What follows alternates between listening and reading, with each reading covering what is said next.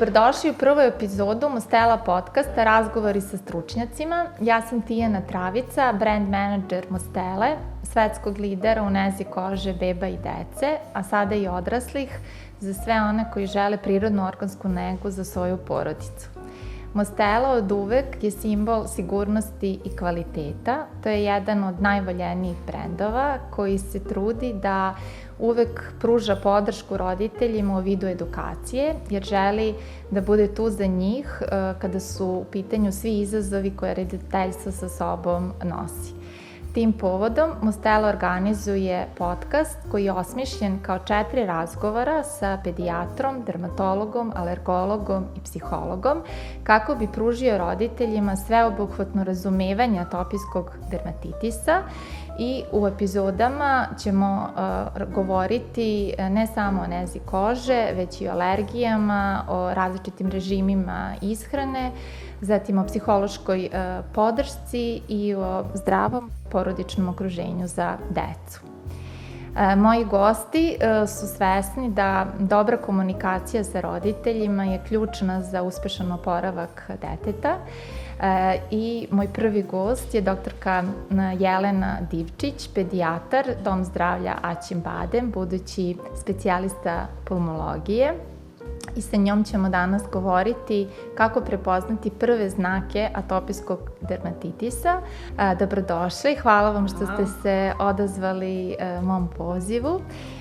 Puno puta kad smo razgovarali ste spomenuli da insistirate na dobroj saradnji i dobroj komunikaciji sa roditeljima, pa mi recite kako vi to prevazilazite i da li dobijate, da kažem, adekvatan onda odgovor i saradnju. Sa druge strane. Da. Hvala vama, hvala Mosteli što je prepoznala mene, ispred grupe pedijatara koji smo zaista prva, linija odbrane u prepoznavanju problema sa atopijskim dermatitisom. Zaista, izazovi su svakodnevni, jer danas deca svaki dan u principu od 10 dece beba, sigurno 7-8 ima atopijski dermatitis. Neki roditelji su svesni zbog toga što oni imaju atopijski dermatitis, pa tako da probleme kože svoje dete odmah primete. A imamo, što se tiče te komunikacije, najveći problem što ima nekad otpor prema roditeljima koji neće da prihvate kako je to trenutno stanje kože njihove dece. Oni misle ako je koža suva, malo sobi proći će. Često te promene povezuju sa promenom vremena, ili kad je hladno, duva vetar, idu na planine, koža se dodatno isušije. Ako je leto, deca su više napolju, sunčevi zraci, znojenje, opet sve te neke osipne promene povezuju sa vremenskim prilikama. Ali ne shvataju da je atopijski dermatitis jedna hronična bolest kože koja ima, to je yin-yang, pogoršanje i poboljšanje i adekvatna nega, odnosno dobar pristup nas pedijatara i roditelja je baza da pokrenemo svest roditelja, cijele porodice, da mora jedna ozbiljna nega biti vezano za našu kožu koji je ipak najveći organ. Ali kako roditelji da prepoznaju te prve znake? Upravo što ste rekli da nisu svesni toga i pretpostavljam da onda tu vi nastupate kao neko ko ih edukuje. Pa eto, možete sada da kažete otprilike kako to kakav pristup treba da bude roditeljima da prepoznaju prve znake atopijskog dermatitisa? Meni je, na primjer, jako bitno kad mi roditelji ulaze sa, pričamo o bebama, kad donose bebe na prvi pregled, ja dosta sam vizualni tip, obratim jako mnogo pažnje na izgled ruku roditelja. Čim vidim kod majke da je suva koža, i to nekad majke imaju jako izražene taj atopijske dermatitise sa regadama, znači popucalim kožama na malim zglobovima, prva predispozicija za taj atopijski dermatitis. Ako imamo dvoje roditelja, 70% šansa da će dete imati atopijski dermatitis. Ta koža je jako suva, veoma često zna da bude kao da ih je neko brašno posuo, ta koža se peruta. Što bi rekli moji mali pacijenti, imamo neke tačkice, neke tufnice su nam se pojavile, a to su principu plaže, jasno ograničene kružnog oblika, ekcemi, koji jako srbe i veliku nelagodnost njima u životu donose. Pogotovo u toku noći oni se nesvesno češu. I, na primjer, kada skinem bodić ili podignem majicu, ako su starija deca u pitanju, vidite kao da ih je mačka grebala ili pas.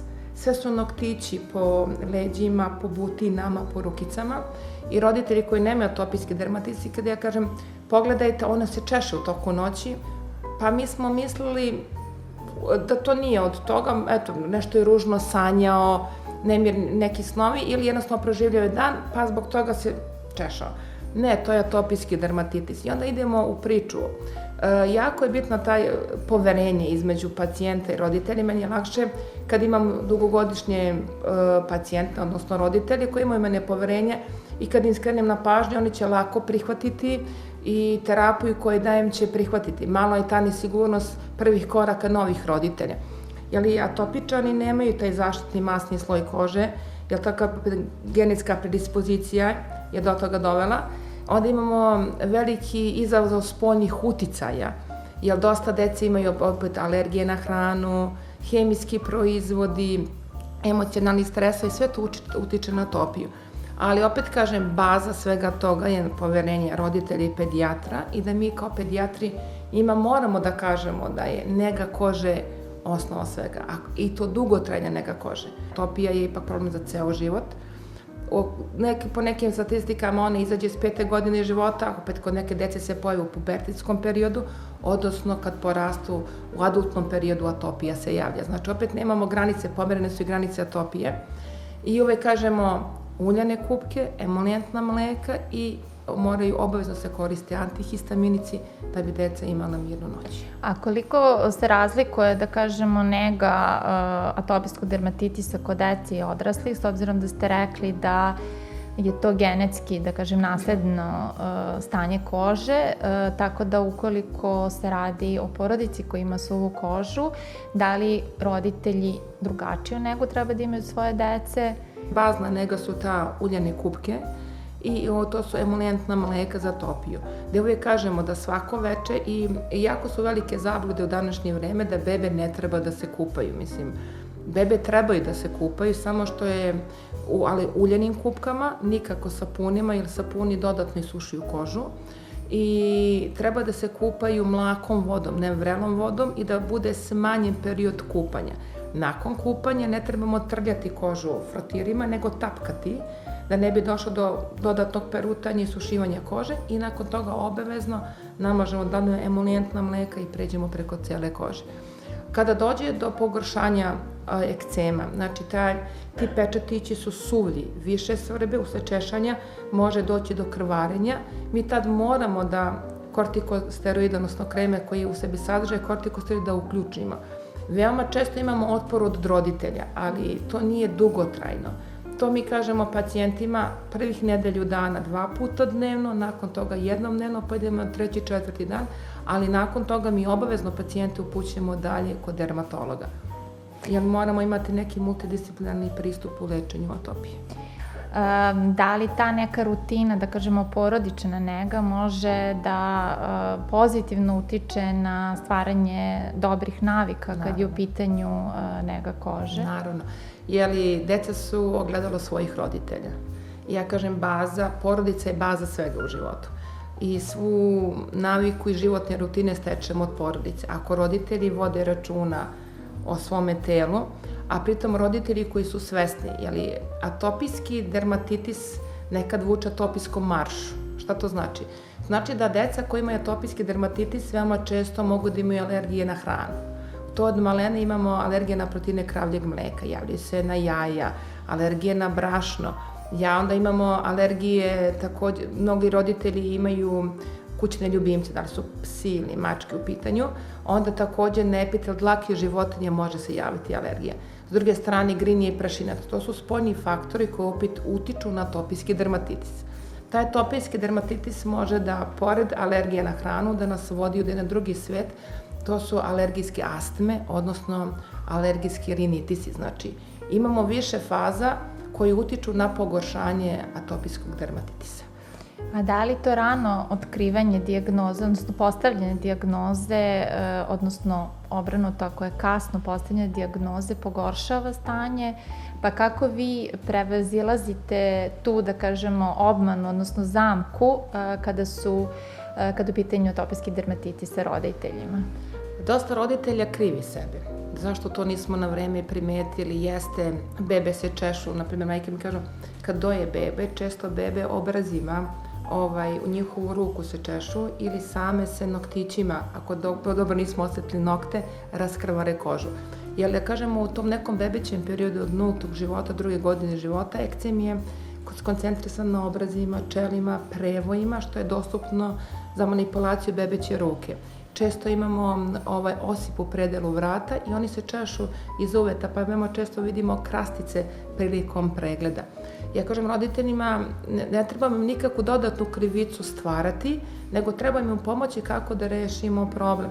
I onda je tu jako bitan pristup nas pedijatara, uključuju se tada imunolozi, alergolozi, koji, ako sumnjamo na proteine, za početak kravljega mleka, i jako je bitna tu podrška dermatologa. Mi smo, opet kažem, pedijatar je baza da dalje možemo da uputimo pacijente kome treba da se obrati. Jer kao što sam rekla, kada je malo, kad je, kažemo, pod znacima navodnika zapuštena ta atopija, dosta su to velike promene na koži, pogotovo kod tinejdžera, oni imaju taj problem nesanice, jako ih to mnogo svrbi. Onda obavezno, znači nakon toga uključujemo mi dermatologa, jer mi smo prevazišli tu prvu liniju odbrane, emolijentna mleka, ulja, kortikokreme. S druge strane, jako je bitna ta podrška roditelja, jer onda roditelja i u principu psiholozi moraju da se uključe kao jedan član tog tima za atopijski dermatitis i na kraju nutricionisti, jer omega-3 se današnje vrijeme pokazalo su jako bitni za, kažemo, unutrašnju negu kože. A da li se dešava da vi primetite da roditelji nisu poslušali vaše savete i da dete nije, da kažem, negovano kako ste vi rekli? Šta u tim situacijama radite, odnosno šta preduzimate? Da vam kažem, oni, dosta roditelja smatraju, kao što sam možda spomenula već, 2-3 puta ćemo namazati kremu, proći će ili dobro, 2-3 puta bit će to bolje. To je sve trenutno. Ali kad dođe, na primjer, na kontrolu za 10-15 dana, vidite da je dalje ta koža dehidrirana, suha i da te plaže su još više izražajnije na kožama, suvlje su i veoma često starija deca usled češanja ta koža bude zadebljala i bude tamnija. I onda opet idemo iz početka, objašnjavanje zašto moramo da koristimo. Mnogi roditelji se plaše kad kaže morate kortikosteroidne kreme, opet drugi kažu te mazalice nam ne pomažu. Da, tim povodom baš smo razgovarali o studiji koje je Mustela razvila kad je razvijala formulu Stelatopija Plus za negu atopične kože. Upravo u tom samom procesu je radila studiju čiji centar je stavila roditelje koji su učestvovali sa svojim utiscima, komentarima vezano za teksturu, za osjećaj na koži. U stvari bila ideja da se napravi krema koja će imati s jedne strane tu dokazanu efikasnost kao medicinski brend, a sa druge strane imati zadovoljstvo korišćenja, jer se nekako očekuje da ukoliko si zadovoljan sa emolijensom kada ga nanosiš, da ćeš ga rado ponovo naneti i da će se ta komplijansa terapije, odnosno redovnost upotrebe poboljšati, pa u tom nekom smislu vaše iskustva sa Stelatopijom Plus i primenom u terapiji atopijskog dermatitisa, da li ste... Jako su mi dobra iskustva sa Mustelom Stelatopijom, jer je prvo što je porodično pakovanje, tako da i mlađu i stariju populaciju pokrivamo. Često deca se žale da ih pecka koža nakon nanošenja raznih mleka na telo. Korišteći Stelatopiju imali smo pozitivne reakcije, peckanja, bolova nije bilo, što je jako bitan taj moment, psihički moment, jer oni kad im nešto odgovore ne beže, neće. A ovako su radi da se kupaju i da promenjuju mleka, pogotovo devojčice kada dolaze na kontrolu, jer ja ih kažem moramo da nam rukice budu nežne, lepe, vi ste devojčice, ne smo da imamo ospe i crvene tačkice, oni kažu vidi nestalo je sve. Da. I onda mama kaže kako dođu iz vrtića da sami peru rukice i onda idemo da mažemo onu kremu da budem lepa. Kako rešavate slučaj kad imate roditelje koji su, da kažemo, preterano zabrinuti za zdravlje svoje dece, jer pretpostavljam da taj strah koji osjećaju mogu da prenesu i na decu. Onda opterećuju decu. Imamo dosta roditelja koji, na primjer, Još jedan vrlo bitan faktor, što ja volim da kažem, ekcemi kada dođe zimski period, odnosno proleće, kada je već učestvalo razboljevanje dece, pogotovo te vrtićke populacije. Ja zovem ekceme zvono za razboljevanje. Čim padne imunitet, ekcemi se javljaju. I onda, kada posle toga ide slinavljenje iz nosića, neka temperaturica, da će biti upal uši kao propratni elementi, ja kažem, došli ste, dobro, ekcemčići, zvončići su se javili, rekao, mi smo sada bolesni. I onda dosta roditelji u strahu da spreče te, ajde kažem, respiratorne infekcije, ostavljaju decu kući. Onda kažem, deca ne idu, ne znam, od septembra do marta u vrtiću ili predškolsko, da se ne bi razboljevali, a onda s druge strane previše su oprezni. Ja možda ima alergiju na ovo, možda ukidaju namernice bez preporuke pedijatra, alergologa, odnosno nutricioniste. Mislim da to ne treba da radimo na svoju ruku. Hoćemo da roditeljima maksimalno pomognemo, da im olakšamo život i njima i njihovoj deci. Prema tome, nemojte raditi neke stvari na svoju ruku, tu smo da vam pomognemo da uvijek izađemo u susret sa savjetima. A kada je u pitanju stres, da li vi kao pedijatar možete da primetite na koži, da kažemo, da te neke psihosomatske, da kažemo, reakcije na koži kad su stresna okruženja ili situacije? Jako se to vidi. Opet, kažem, ta koža je ogledalo te duše naše. Pogotovo, na primjer, deca koje žive u disharmoničnim porodicama, deca čiji su roditelji na 2 lokacije prebivališta. Dešavalo mi se više puta, imala sam jednog divnog dečka. Ta deca, kažem, atopična, ona su osetljiva vizualno, imaju svetlu put i uglavnom su to svetle oči, ja znam i male pahuljice. I čim dete treba da provede vreme sa roditeljem s kojim nema neku preteranu empatiju, ekcemi su mu se, na primjer, javljali ovde na prejmu zgloba. On je bio raščešavao do te mere da je došao do krvarenja. I to radi nesvesno u toku sna i ujutru jednostavno smatra da to što ga sutra čeka ne želi, nije po njegovoj volji. Znači, i emotivni stres takođe dovodi do pogoršanja atopijskog dermatitisa. U principu imaju psiholozi koji se bave, sad to kažem, baš porodični terapeuti mogu da budu, ili šaljemo ih u tercijarnu ustanovu, se psiholozi već znaju kakav treba i odnos, šta treba da preporuči deci i roditeljima. Dosta zavisi, neko ima i kućne terapeute, što kaže, to su danas savremene komšinice koji kažemo šta nam ne odgovara, a da nam bude lakši sutra dan. Ali mislim da je jako bitan taj multidisciplinarni pristup, da to mora da bude pedijatar, da to mora da bude alergolog, da mora da bude dermatolog, da mora, znači, da bude psiholog i na kraju nutricionista, kažem na kraju, ali nutricionista koji će zaokružiti taj krug. Da, pretpostavljam da sa svim tim smo onda, da kažemo, pokrili sve izazove koje atopija sa sobom nosi. Vrlo nam je brz tempo života, proleti nam 24 sata, nažalost, i tih neki 4-5 sati akne u koji se bavimo svojim decom, ne treba da nam bude opterećenje taj atopijski dermatitis. Znači, daj da napravimo, evo, dajem primjer, jel tako, lepo je vreme i hoćemo da se šetidemo napolje. Ako dete ima atopiju koja izraže, na primjer, na potkolenicama, podlakticama, ne moramo reći sad ti ne smiješ izađeš napolje, jer su se ekcemi probudili, ne. Obući ćemo laganu garderobu ili uvijek preporučujemo pamučnu tkaninu bez boja. Ako je napolju toplije vreme, zaštitni faktor, znači ne bi došlo do daljeg većeg oštećenja kože. Ako imamo sumnjene alergije, izbegavamo to, jel tako? I jednostavno ta ljubav, to poverenje dete mora da ima sigurnost u svoje roditelje i zna da će uvijek da mu bude podrška. Vi kažem, jako je teško srednjoškolcima jer se vizualno vide te promjene na koži, a znamo danas taj malo tinejdžerski pridje uvijek je neko zadirkivanje, to valja, to ne valja. A na primjer, dosta sam imala devojčica koji su već 17-18 godina imaju. Taj atopijski dermatitis znači da bude izražen na kapcima koji ih svrbe i onda ne može dekorativna šminka da bude. Ali tu trebamo da im damo podršku da se prevaziđe na adekvatan način, da ne moramo baš svaki put da iđemo sa maskarom i senkom i puderom napolje, da ipak mladost ima najlepšu lepotu na svetu. Kada govorite, ono što ja mogu ovako da kao roditelj zaključim jeste da slušamo vaše savete i da držimo pod kontrolom atopijski dermatitis i da u ovim nekako situacijama kad imamo tinejdžere gde je i roditeljima teško da se snađu u svemu tome,